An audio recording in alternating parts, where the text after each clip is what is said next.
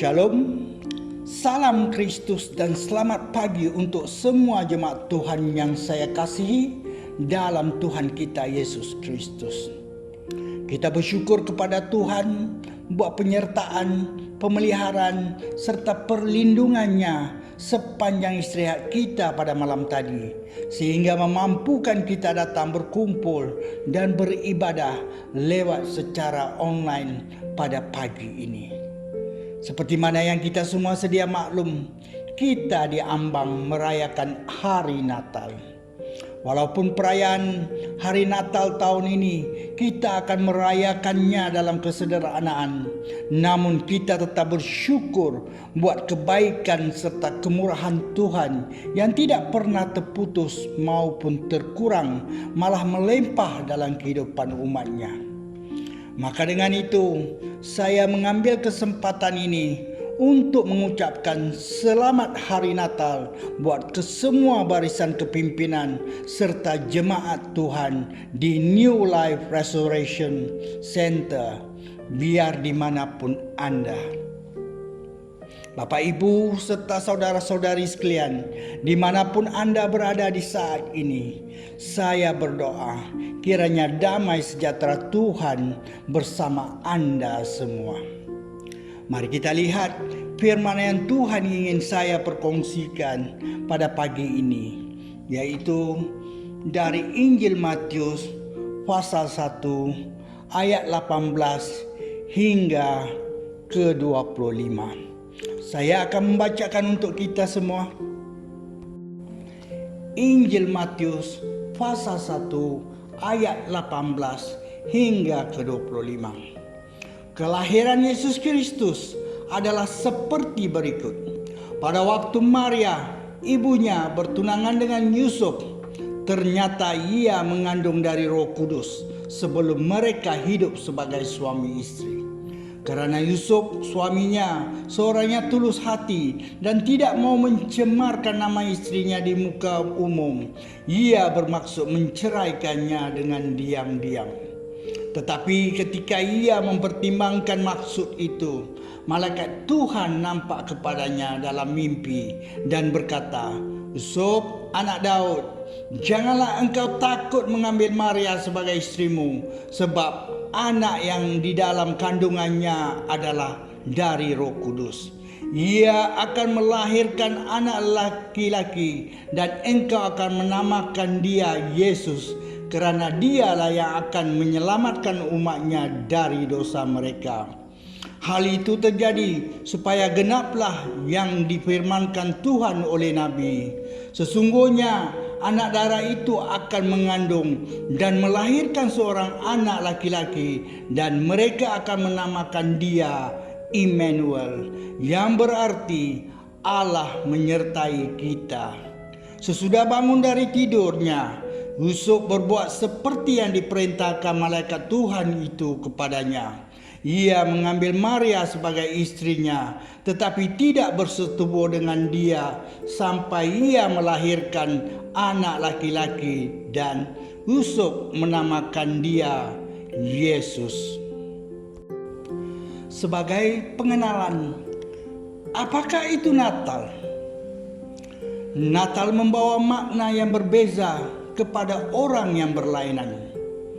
Bagi sebilangan orang, ia merupakan masa percutian. Bagi sebilangan yang lain pula, ia merupakan masa untuk memberi hadiah. Tidak kurang pula berpikir bahwa ia merupakan masa untuk menerima hadiah. Ada segelintir pula berpikiran ia merupakan peluang perniagaan. Di saat kita menanti ketibaan Natal, sesuatu yang amat penting yang menjadi keperluan dunia pada hari ini adalah pemahaman yang jelas tentang maksud Natal. Dengan ini, saya membawa perkongsian saya ini di bawah satu tema, yaitu Yesus datang, apakah respon dan reaksi kita? Yesus datang, apakah respon dan reaksi kita? Mari kita berdoa.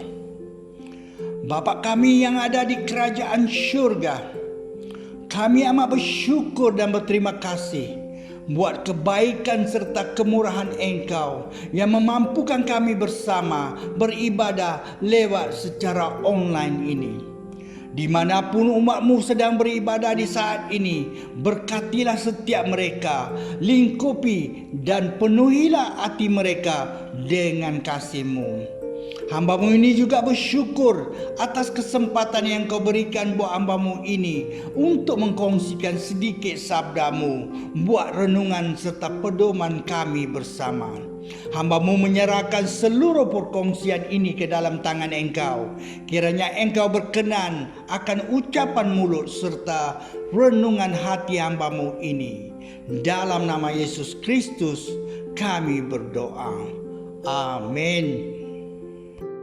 Saya akan membahagikan khotbah saya ini ke dalam dua bahagian, yaitu di bahagian A kita akan melihat tentang kedatangan Yesus, manakala di bahagian B pula akan kita berbicara tentang apakah respon dan reaksi kita. A. Kedatangan Yesus. Siapakah Yesus? Yesus adalah Kristus. Apakah maksud Kristus? Kristus bermaksud yang diurapi. Yesus Kristus adalah anak kudus Allah. Ia merupakan rahasia Allah. Di surah Kolose pasal 2 ayat kedua hingga keempat, demikian firman Tuhan.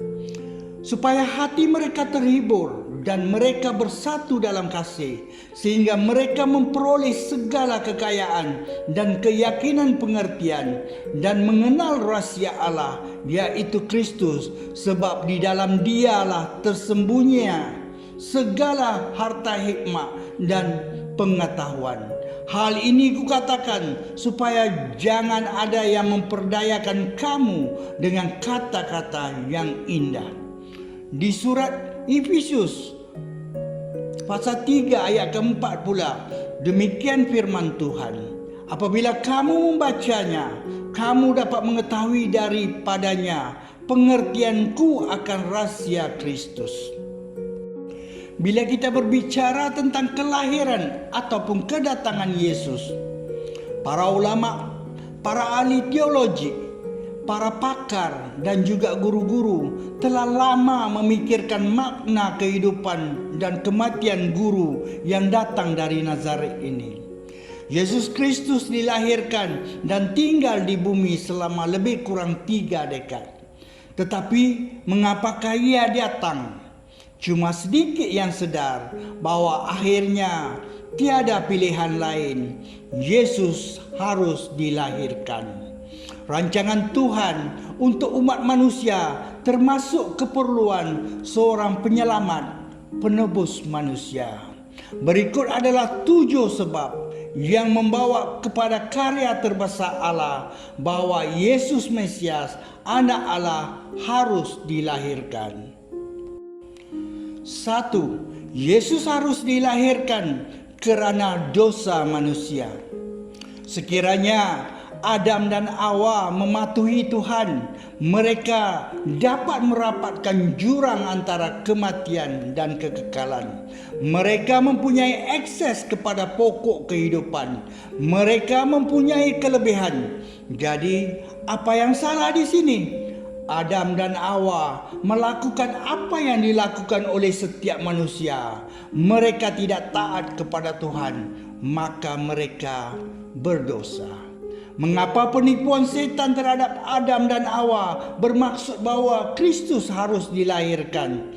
Juru selamat harus dilahirkan kerana manusia setelah dosa Adam dan Hawa akan hilang secara kekal dari Tuhan. Tidakkah Yesus datang ke bumi dan membenarkan dirinya untuk dikorbankan untuk menyelamatkan umat manusia dari dosa-dosanya yang bermula dengan Adam dan Hawa di Taman Eden. Kedua, Yesus harus dilahirkan kerana Tuhan mau mendedahkan sifatnya kepada manusia.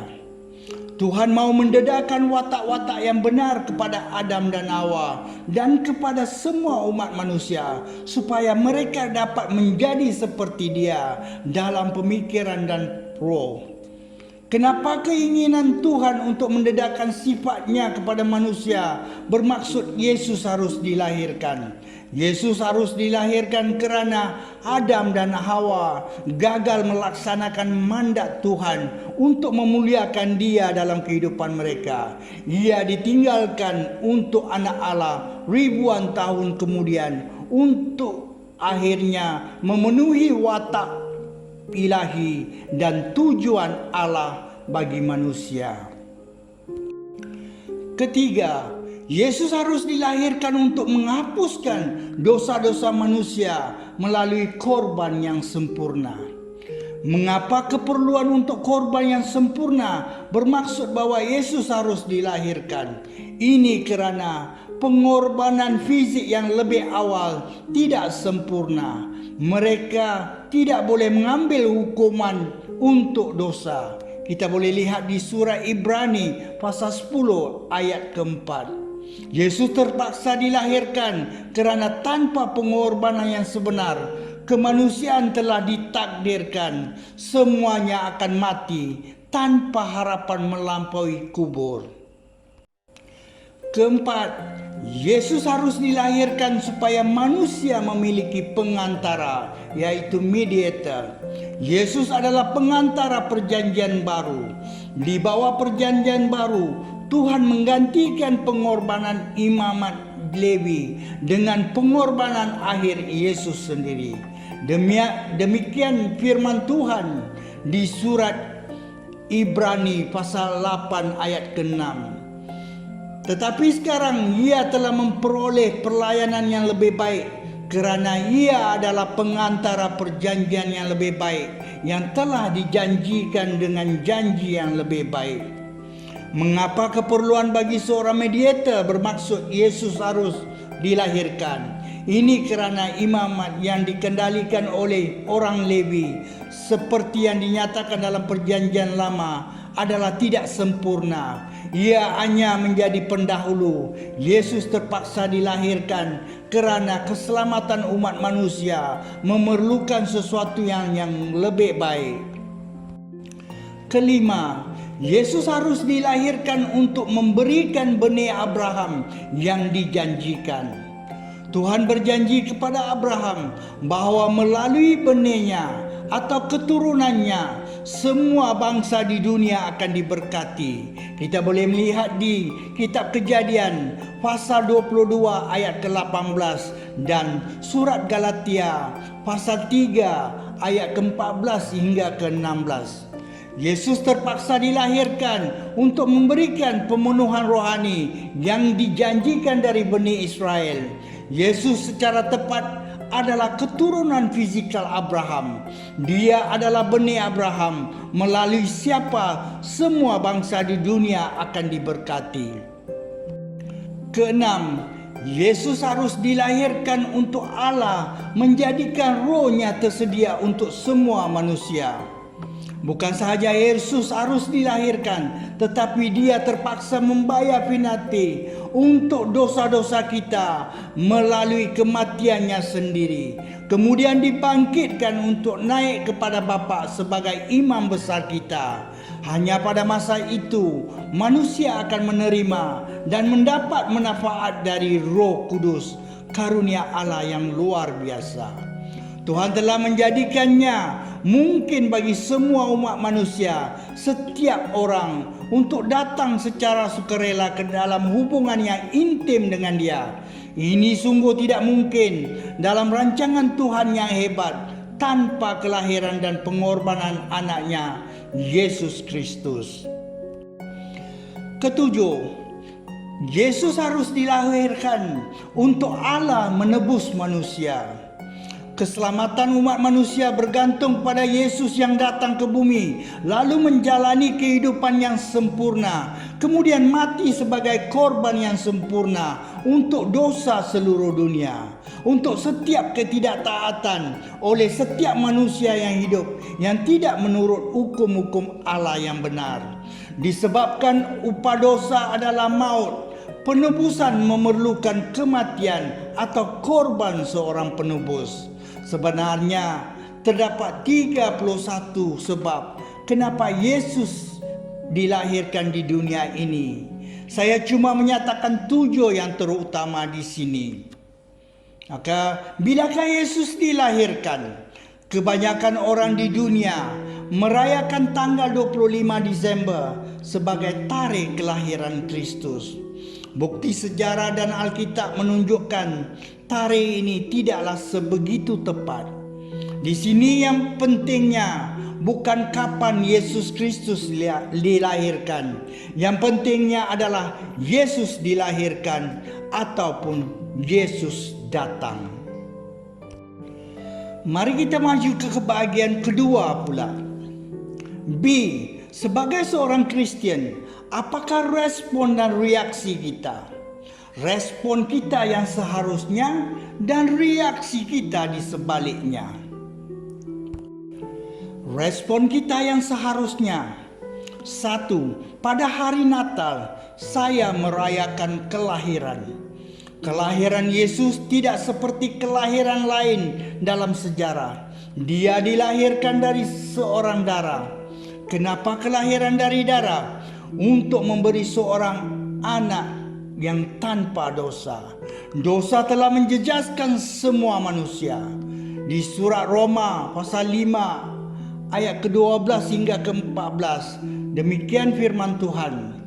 Sebab itu, sama seperti dosa telah masuk ke dalam dunia oleh satu orang, dan oleh dosa itu juga maut, demikianlah maut itu telah menjalar kepada semua orang, kerana semua orang telah berbuat dosa.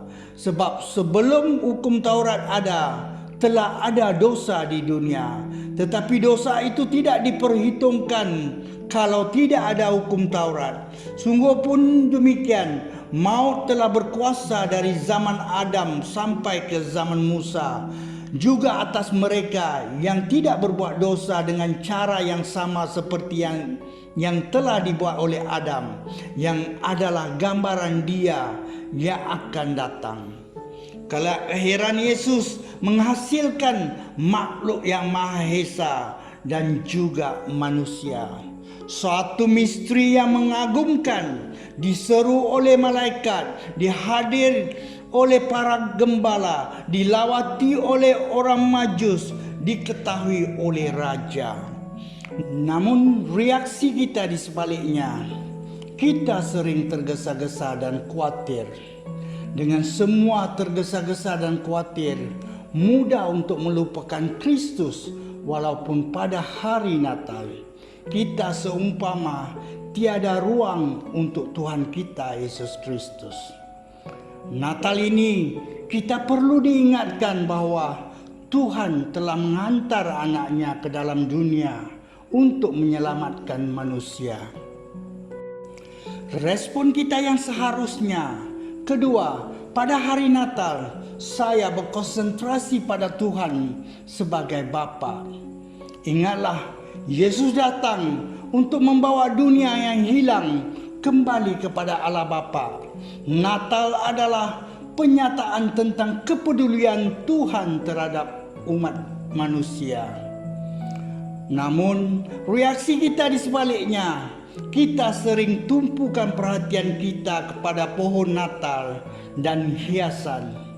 Natal yang memberi tumpuan kepada pohon dan hiasan benar-benar kehilangan maksud atau mesej sebenar Natal.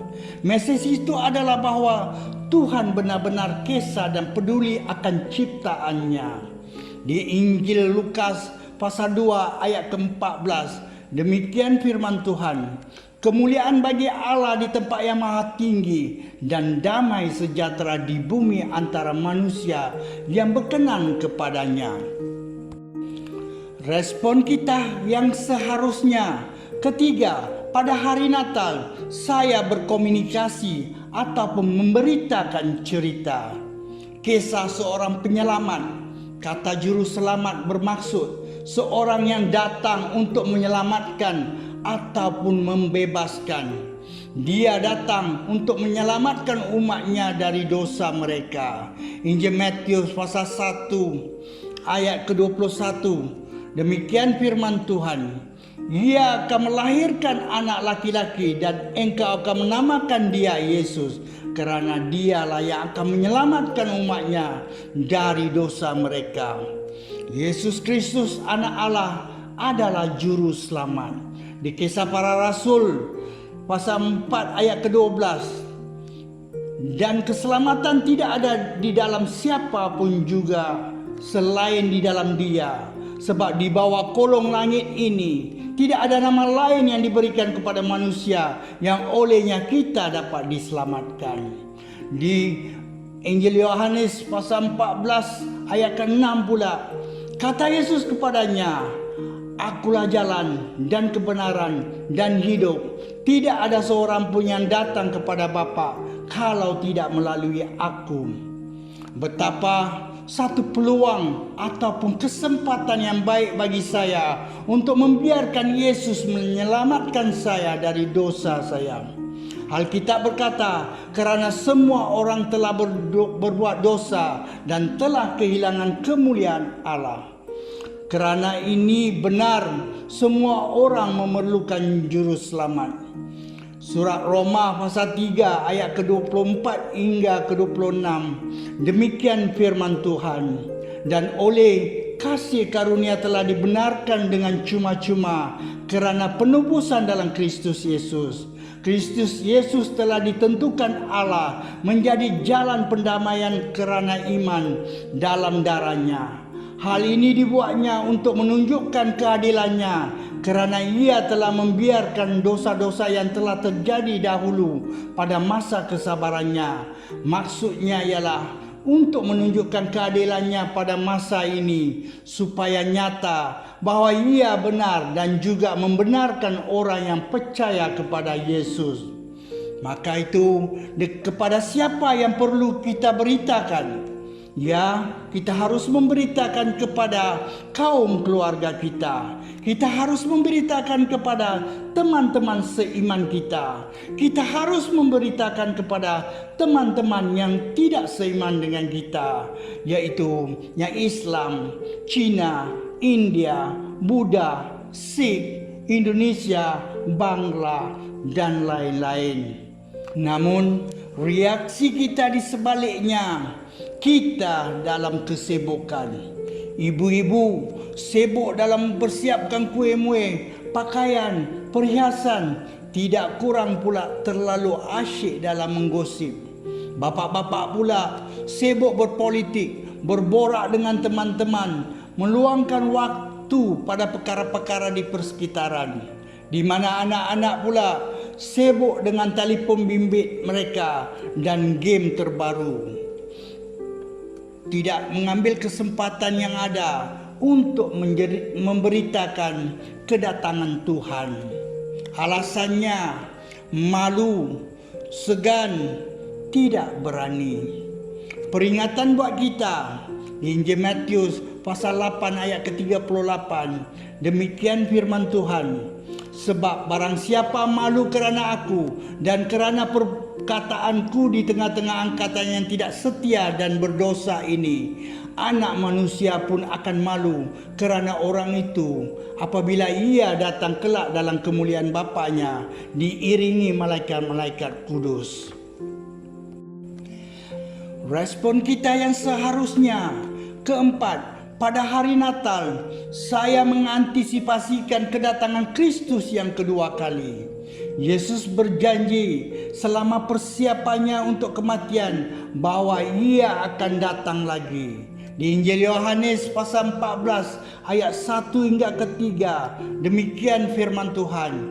Janganlah gelisah hatimu, percayalah kepada Allah, percayalah juga kepadaku. Di rumah Bapakku banyak tempat tinggal. Jika tidak demikian, tentu aku mengatakannya kepadamu.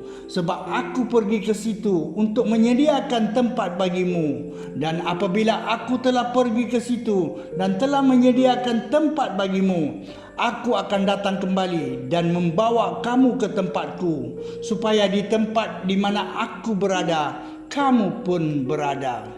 Namun reaksi kita di sebaliknya. Kita dalam kesibukan mencari vaksin coronavirus. Kita sibuk mempersoalkan apakah sudah sampai akhir zaman, apakah dunia nak kiamat. Betapa lebih baik masa bagi Yesus untuk kembali kepada mereka yang menanti-nantikan Dia, kalau bukannya sekarang. Kesimpulannya, ketika tibanya Natal, satu kalimat yang sering kedengaran dan katakan adalah sibuk ataupun busy. Saya terlalu sibuk. I am so busy. Natal tahun ini pun kita akan tetap sibuk ataupun busy. Malah akan lebih sibuk, lebih busy. Sibuk, satu, meraihkan kelahirannya, kehadiran satu makhluk yang 100% Tuhan dan 100% manusia. Satu misteri yang mengagumkan, diseru oleh malaikat, dihadiri oleh para gembala, dilawati oleh orang majus, diketahui oleh raja. Yang kita perlu diingatkan bahwa Tuhan telah mengantar anaknya ke dalam dunia untuk menyelamatkan manusia. Sibuk. Kedua, berkonsentrasi kepada kebapakan Tuhan, yaitu damai sejahtera di bumi di antara manusia yang berkenan kepadanya. Sibuk. Ketiga, memberitakan cerita. Suatu ketika dahulu, kita perlu ke negara-negara miskin untuk memberitakan Injil, seperti Bangladesh, Thailand, Myanmar, Cambodia, Laos, Vietnam, Indonesia, dan lain-lain. Tetapi hari ini Tuhan telah membawa mereka ke sini hanya sejauh kaki 5 rumah kita sahaja. Manakala di hari Natal ini pula Tuhan akan membawa mereka masuk ke dalam rumah kita sebagai tetamu. Bukankah ini peluang yang terbaik untuk memberitakan cerita kedatangan Yesus Kristus? Berhenti berbicara tentang babi yang dipanggang itu. Ceritakan tentang baby Yesus yang datang membawa damai sejahtera di bumi. Kemungkinan ada yang memikirkan, kini kita di bawah perintah kawalan pergerakan disebabkan penularan virus corona. Pergerakan kita dalam keterbatasan. Mana mungkin kita dapat memberitakan kisah kedatangan Yesus. Pepatah berkata, di mana ada kemahuan, di situ ada jalan. Dalam keterbatasan ini, kita masih dapat beribadah secara online, mengadakan persekutuan doa, persekutuan sel, persekutuan keluarga, pembelajaran, semuanya lewat secara Zoom. Apa kata tahun ini? Lewat hari Natal ini, kita mengadakan persekutuan khas secara Zoom, menyambut hari Natal bersama teman-teman yang bukan seiman, sekaligus memberitakan kelahiran Yesus Kristus, yaitu mengambil kesempatan dalam kesempitan yang kita sedang lalui ini untuk mendatangkan kerajaan Allah dan memenangkan jiwa buat Tuhan. Sibuk. Keempat, mengantisipasikan kedatangan Yesus kedua kali. Yesus berjanji selama persiapannya untuk kematian bahwa Ia akan datang lagi. Betapa lebih baik masa bagi Yesus untuk kembali kepada mereka yang menanti-nantikannya, kalau bukannya sekarang. Mari kita berdoa. Bapa Syurgawi, kami amat bersyukur dan berterima kasih buat berbicara dengan kami lewat firman-Mu di saat kami diambang merayakan hari Natal, di mana Engkau berbicara, respon kami yang seharusnya dan reaksi kami di sebaliknya di saat kami menyambut hari Natal. Bapa, mampukan kami meresponi sebagaimana Engkau kehendaki lewat firman-Mu pagi ini. Kami juga memohon agar Engkau membantu kami untuk menghindari reaksi kami di sebaliknya di saat kami menyambut hari Natal tahun ini. Sungguh pun perayaan hari Natal tahun ini kami akan merayakan dalam kesederhanaan, disebabkan penularan virus corona. Bantu kami mengingati kesederhanaan kelahiran anak Engkau Yesus Kristus 2000 tahun yang dahulu. Bapa, kami juga mengambil kesempatan ini memohon perlindungan Engkau sepanjang menghadapi gelombang fasa ketiga penularan virus corona ini. Bagi yang dalam kelemahan tubuh, kami berdoa kiranya Engkau menjamah mereka lalu menyembuhkan sakit penyakit mereka. Bapa, kami juga berterima kasih buat penyertaan serta pemeliharaan Engkau yang begitu menakjubkan di sepanjang hidup kami. Kami berdoa kiranya naungan Engkau sentiasa bersama kami. Kami serahkan seluruh kehidupan kami ke dalam tangan Engkau. Tontoni, pimpini, serta lindungi setiap kami ya Tuhan. Dalam nama Yesus Kristus kami berdoa serta berucap syukur. Amin.